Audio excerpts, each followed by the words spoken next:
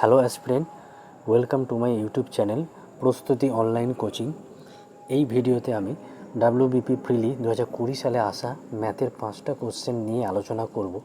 তো প্রথম কোশ্চেনটাতে সরল সুদ থেকে এসেছে। তো কোনো সরল সুদ, কোনো আসল সরল সুদে 20 বছরে 3 গুণ হলে ওই আসল একই সুদের হারে কত বছরে দ্বিগুণ হবে, এটা আমাদের জিজ্ঞেস করেছে। তো আমরা যদি কেউ সরল সুদের অঙ্ক করে থাকি তাহলে আমরা জানি যে সরল সুদ বের করবার একটা ফর্মুলা আছে, যে আই বা ইন্টারেস্ট সমান সমান P into T into R by 100। P মানে হচ্ছে প্রিন্সিপাল আসল, টি মানে সময় বা টাইম, আর মানে রেট অফ ইন্টারেস্ট বা সুদের হার। কিন্তু এই অঙ্কের ক্ষেত্রে এই ফর্মুলা আমরা অ্যাপ্লাই করব না। আমরা কি করব, যেহেতু 3 গুণ বলছে সুদ, মানে আসলের 3 গুণ এটা হচ্ছে, তাহলে অ্যামাউন্ট, এ মানে হচ্ছে অ্যামাউন্ট বা সুদ আসল, পি মানে আসল, আই মানে ইন্টারেস্ট, টি মানে টাইম, আর আর মানে রেট অফ ইন্টারেস্ট।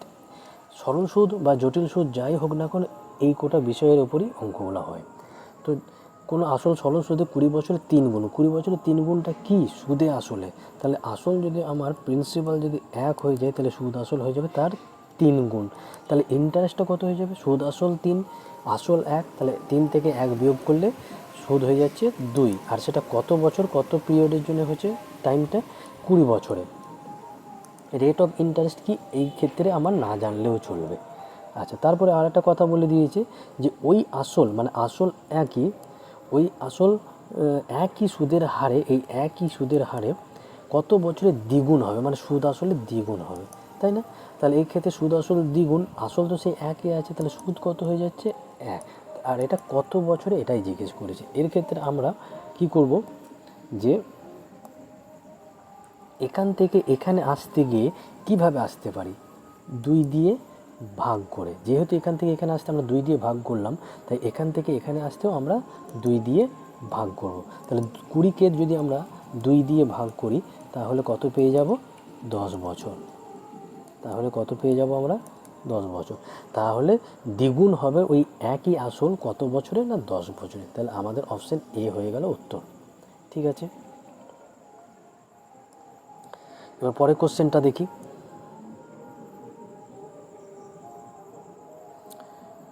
পরের কোশ্চেন বলছে, একটি বিড়াল 5 লাফে যেতে যে সময় নেয়, যে তার সময়টা লাগে, সেই সময়ে একটি কুকুর 4টি লাফ দেয়, কিন্তু কুকুরের 3টি লাফ বিড়ালের 4টি লাফের সমান। বিড়াল ও কুকুরের দ্রুতির অনুপাত বা স্পিড রেশিও কত? স্পিড পেতে গেলে কি চাই, স্পিডের একটা ফর্মুলা, স্পিড পাওয়ার একটা ফর্মুলা হচ্ছে ডিস্টেন্স বাই টাইম, মানে ডিস্টেন্সকে টাইম দিয়ে ভাগ করলে আমরা স্পিড পেয়ে যাই। তাই এই ক্ষেত্রে বিড়াল আর কুকুরের স্পিড রেশিও পেতে গেলে আমাদের ডিস্টেন্স, বিড়াল এবং কুকুরের ডিস্টেন্স, আর তার সঙ্গে দুজনেরই টাইম চাই, তাই না? তো দেখি, একটি বিড়ালের 5টি লাফ যে সময় বা যে টাইমে, সেই সময় একটি কুকুরের 4টি লাফ, তাহলে এই জিনিসটাকে থেকে আমরা টাইম রেশিও পেয়ে যাবো বা সময়ের অনুপাত পেয়ে যাব। তাহলে 5C, বিড়ালকে বোঝানোর জন্য ক্যাটের সি করলাম, সমান সমান সেই একই সময়ে 4D। তাহলে সি থাকলো এখানে, ডি এখানে চলে আসলো, 4 এখানে থাকলো, 5 এখানে চলে গেল। তাহলে বিড়াল এবং কুকুরের টাইম রেশিও কত পেয়ে গেলাম, 4:5। আচ্ছা, তার সাথে বলেছে কিন্তু কুকুরের 3টি লাফ বিড়ালের 4টি লাফের সমান। এটার মাধ্যমে আমরা ডিস্টেন্স রেশিও পাবো। কী পাবো, ডিস্টেন্স রেশিও। তাহলে এই কথাটা একটু ঘুরিয়ে নেব, যে কিন্তু কুকুরের 3টি লাফ বিড়ালের 4টি লাফের সমান, মানে 4C সমান সমান 3D। একটু ঘুরিয়ে নিলাম, কোনো সমস্যা নেই। আবার ওই একই, সি এখানে থেকে গেল, ডি এদিকে চলে আসলো, 3 ওখানে পড়ে থাকলো, 4 ওদিকে চলে গেল। তাহলে বিড়াল ও কুকুরের টাইম রেশিও পেয়ে গেলাম, বিড়াল ও কুকুরের ডিস্টেন্স রেশিও। এবার আমাদের কী জানতে চেয়েছিল, স্পিড রেশিও, তাদের স্পিড রেশিওটা কত। তাহলে স্পিড রেশিও বার করতে গেলে কাদের স্পিড বলেছে, বিড়াল আর কুকুর, নাকি কুকুর আর বিড়াল। এটা একটু মাথায় রাখবে, অনেক সময় ওরা একটু কনফিউজ করে দেয় আমাদেরকে, বিড়াল এবং কুকুর, তাই আগে ক্যাট তারপরে ডগ। তাহলে ক্যাটের ডিস্টেন্সটা কত, 3 বিড়ালের, আর কতটা সময় নিচ্ছে, 4 ইউনিট, আর ডগের 4, আর তার জন্য কত ইউনিট টাইম নিচ্ছে, 5। আচ্ছা, যেহেতু এখানে অনুপাত আছে, তাই একটা জিনিস জানবে যে অনুপাত যখনই থাকবে তখন ওপরে নিচে নিচে কাটাকাটি করা যায়, ওপর নিচে কাটাকাটি করা যায়, কিন্তু কোনাকুনি হলে গুণ। এখানে দেখো ওপর নিচে নিচে নিচে কোনোভাবেই কাটাকাটি হচ্ছে না, তাই আমরা কোনাকুনি গুণ করব। তাই এটা যেহেতু এরকম আছে, তাই এর সঙ্গে আগে এটা গুণ করে লিখব, 5 3 15 আর 4 4 16। তাহলে বিড়াল এবং কুকুরের স্পিড রেশিও বা দ্রুতির অনুপাত কত হয়ে গেল আমাদের? 15:16, মানে অপশান এ। দেখো এখানে অপশান এ 15:16 আর 16:15। তাই এখানে মাথায় রাখবে যে কুকুর আর বিড়াল আর কুকুরকে জিজ্ঞেস করেছে, নাকি কুকুর আর বিড়াল। তো এই জিনিসগুলোতে ছোটো ছোটো মিস্টেক হয়ে যাওয়ার সম্ভাবনা থাকে, একটুখানি মনোযোগের সাথে এগুলো করবে। বেশ, পরের কোশ্চেনটা দেখি কি আছে। যে বলেছে এখানে, একটি দ্রব্য 174 টাকায় বিক্রি করলে যে টাকা লাভ হয় 1492 টাকায় বিক্রি করলে সেই পরিমাণ টাকা ক্ষতি হয়, তাহলে দ্রব্যটির ক্রয় মূল্য কত? তাহলে দ্রব্যটির ক্রয় মূল্য মানে আমরা ধরে নিলাম দ্রব্যটির ক্রয় মূল্য হচ্ছে x টাকা, জানি না, আমি যা খুশি ধরতে পারি, x টাকা ধরে নিলাম। এবার 1754 টাকায় বিক্রি করলে যে টাকা লাভ হয়েছে, তো লাভ যখনই বলছে তার মানে এটা শিওর যে এই ক্ষেত্রে ক্রয় মূল্যের থেকে বিক্রয় মূল্য বেশি, যখন ক্রয় মূল্যের থেকে বিক্রয় মূল্য বেশি হবে তখনই লাভ হবে, তাই না? তাই এক্ষেত্রে বিক্রয় মূল্যটাকে আগে লিখব, তারপরে মাইনাস এক্স, কারণ যখন বিয়োগ দেবো তখনই আমরা লাভ পেয়ে যাব। আর সেই একই পরিমাণ যত লাভ হচ্ছে সেই একই পরিমাণ অর্থাৎ সমান 1492 টাকায় বিক্রি করলে তার সেই পরিমাণ ক্ষতি হচ্ছে যখনই বলছে, তার মানে এই ক্ষেত্রে কী হয়ে যাচ্ছে, ক্রয় মূল্যটা বেশি আর বিক্রয় মূল্য কম, তাই আমাদের ক্ষতি হচ্ছে। তাই এই ক্ষেত্রে এক্স মাইনাস 1492 টাকা। আচ্ছা, এবার তোমাদের বোঝানোর জন্য একটু এক্সট্রা লাইন করি, তোমরা বুঝে নেওয়ার পর এত লাইন করবে না, দু একটা লাইন স্কিপ করে দেবে। আচ্ছা, মাইনাস এক্স এখানে থেকে গেল, সমানের এইদিকে যখনই এক্সটা আসবে, এখানে কিছু নাই মানে মাইনাস আছে, এখানে প্লাস আছে, কিছু নাই মানে, তাহলে সমানের এইদিকে যখনই আসবে এটা মাইনাস এক্স হয়ে গেল। আর এখানেও তাই কিছু নাই মানে প্লাস আছে, সমানের ওই দিকে গিয়ে মাইনাস হয়ে যাবে, তাহলে মাইনাস 1754 মাইনাস 1492। আচ্ছা, আমরা কি জানি, মাইনাসে মাইনাসে প্লাস, মানে একটা এক্স আর একটা এক্সে তাহলে যোগ করলে কত হয়ে যায়, 2x। আর সাইন কোনটা বসে যোগ বিয়োগের ক্ষেত্রে বড়, এখানে দুটোই সমান, তাই একটাই সাইন হতে পারে। বেশ, এখানে মাইনাসে মাইনাসে প্লাস মানে দুটোর মধ্যে যোগ হবে, তাহলে 4 আর 2 6, 9 আর 5 14, 4 হাতে থাকে 1, 7 আর 4 11 আর 1 12, 2 হাতে থাকে 1, 1 2 আর 1 3। এবার সাইন কোনটা বসবে, বড় সংখ্যার আগে যেটা আছে। এবার দুটো সংখ্যার এখানে মাইনাস, তাই কিছু গল্পই নেই, কিন্তু যদি আলাদা আলাদা সাইন হতো তাহলে প্লাস মাইনাসের ক্ষেত্রে সবসময় জানবে বড় সংখ্যার আগে যেটা আসবে সেটা, তাহলে এখানে মাইনাস বসে গেল, তাহলে সমানের এইদিকে মাইনাস আর এইদিকে মাইনাস ক্যান্সেল হয়ে গেল, তাহলে এক্স সমান সমান কত হয়ে যাবে, ডাইরেক্ট এর সঙ্গে এটাকে আমরা কাটাকাটি করে দিতে পারি, যেহেতু মাঝখানে সমান আছে এদিক ওদিক কাটাকাটি করা যায়। তাহলে যদি আমরা এখানে কাটাকাটি করি তাহলে কত পাচ্ছি একটু দেখে নিই, 2 1 2, কারণ কাটাকাটির নিয়ম কি জানি, এদিকটাকে যত দিয়ে কাটতে হয় সেম দিয়ে ওই দিকটাকে, তাই 2 1 2, আর এদিকে 32কে 2 দিয়ে কাটলে 16, আর 46কে যদি 2 দিয়ে কাটি তাহলে 2 2 4, 2 3 6, তাহলে কাটাকাটি করে আমরা কত পেয়ে যাচ্ছি, 1623 টাকা। আর এটাই আমাদের ক্রয় মূল্য বা সিপি। কোনটা হয়ে যাবে, অপশান এ হয়ে গেল আমাদের উত্তর। ঠিক আছে, এবার পরের অঙ্কটা দেখা যাক কি বলেছে। কোনো দোকানদার কি অনুপাতে প্রতি কেজি 15 টাকা ও প্রতি কেজি 12 টাকা দরের ডাল মিশ্রণ করে প্রতি কেজি ডাল 16.50 টাকায় বিক্রি করলে 20% লাভ হয়? তার মানে বাজারে যদি যাই আমরা অনেক সময় 2-3 রকম টাইপের ডাল দেখতে পাই, যাদের দামও আলাদা হয়। তো সেরকম বলেছে যে প্রথম টাইপ, ফার্স্ট টাইপের একটা ডাল যেটার 1 কেজির কস্ট প্রাইস, 1 কেজির সিপি ক্রয় মূল্য, কস্ট প্রাইস বোঝানোর জন্য আমরা সিপি বা কস্ট প্রাইস বলি, তো 15 টাকা 1 কেজির। আর একটা টাইপ, দ্বিতীয় টাইপের আর একটা টাইপ, তারও 1 কেজির সিপি কত বলে দিয়েছে, 12, মানে এটা একটু নিম্ন প্রকৃতির ডাল হয়ে গেল, নিম্ন কোয়ালিটির ডাল হয়ে গেল।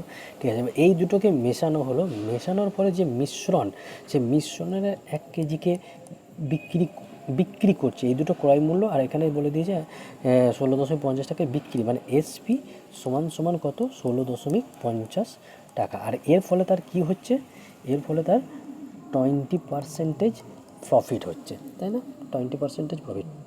পার্সেন্টেজকে ফ্র্যাকশনে বা ভগ্নাংশে কনভার্ট করতে গেলে আমরা কী করব, 100 দিয়ে ভাগ, মানে 20কে 100 দিয়ে ভাগ, তাহলে কাটাকাটি করলে আমরা কত পেয়ে যাব, 1/5। যেহেতু লাভ হচ্ছে বলেছে, তাই 5-এর মধ্যে 1 টাকা লাভ, 6/5।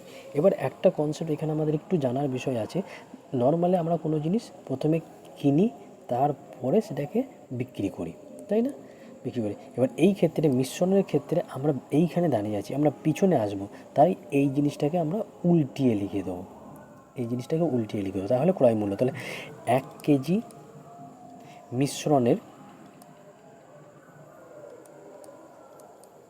মিশ্রণের সিপি কত হয়ে যাবে, 16.50 ইন্টু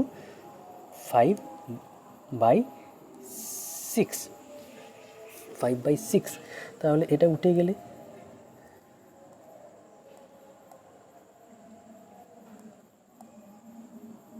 এটা যদি উঠে যায়, তাহলে দশমিকের পরে দুটো শূন্য নিয়ে নাও, এই একটা শূন্য, এই একটা শূন্য কেটে গেল, যদি কেটে যায় তাহলে এখানে কত এসে যাবে,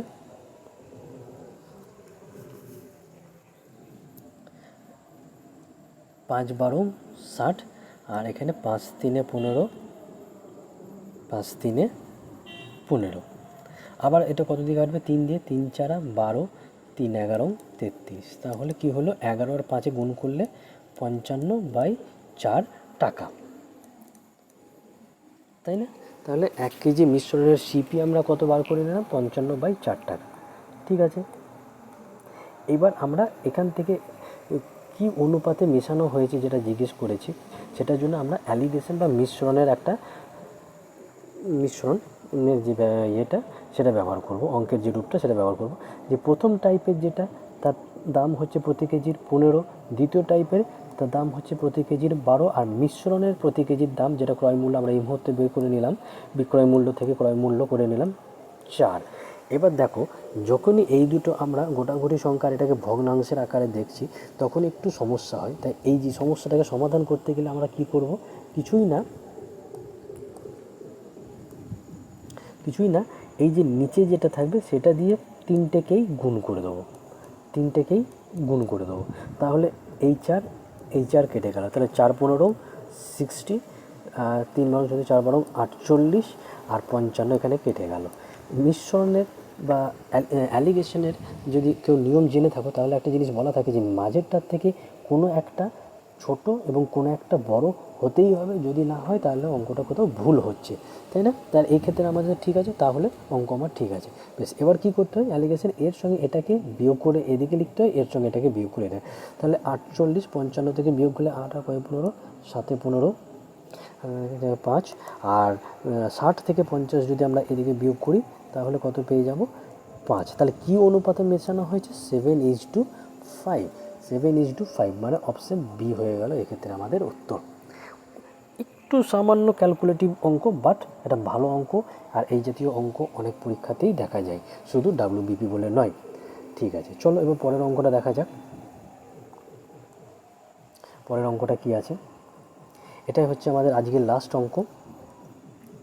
আচ্ছা, বলা হয়েছে যে ABC ত্রিভুজের ও পরিবৃত্তের কেন্দ্র বা সার্কামসেন্টার এবং BAC, কোণ BAC = 50 ডিগ্রি হলে কোণ OBC = কত, এটাই আমাদের জিজ্ঞাসা করেছে। তাহলে ABC একটি ত্রিভুজ,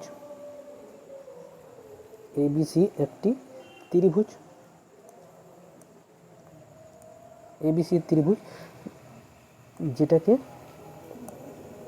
সার্কেল দিয়ে পরিবৃত্তের আকারে করা আছে, আর তার সার্কামসেন্টার বা পরিবৃত্তের কেন্দ্র যেটা, সেটাকে ও বলে দিয়েছে।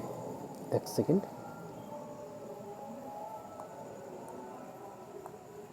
সেটাকে কি বলে দিয়েছে, ও বলে দিয়েছে, তাই না। এবার কি বলা আছে,